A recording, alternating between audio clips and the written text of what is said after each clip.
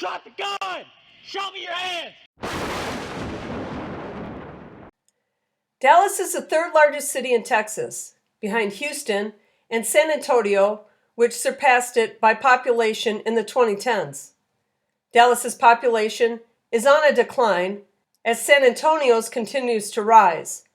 But in spite of its smaller size and declining population, Dallas records the second most homicides in the state.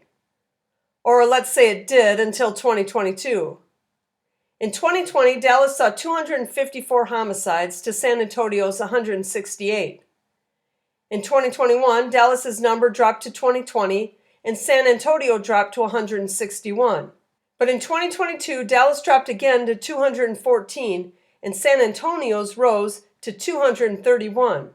And Houston's numbers nearly double those two cities. In 2020, the 254 homicides seen in Dallas gave it a murder rate of 19.5. And for some perspective, that year the murder rate in Chicago was 18.2. Their murder rate has since dropped to 17.1 in Dallas. The current murder rate in Houston is 19.2 and San Antonio is 16.1.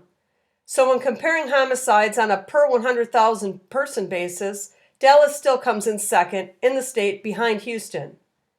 And Chicago currently has a murder rate of 26. So compared to Chicago of today, all of these cities look safe.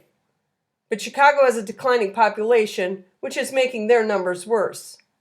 The homicides in Dallas by decade show on average it was at its worst in the 1980s, followed by the 1990s. And the number for each year from 1930 to 2019 will scroll down the side of the screen.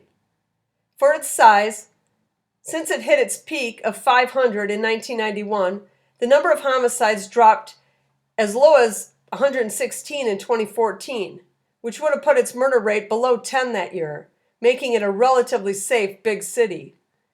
Things change every year, but Dallas, more so than other cities like Houston, appears to have at least been trying to keep the city safe, or maybe the declining population is helping instead of hurting them in this regard.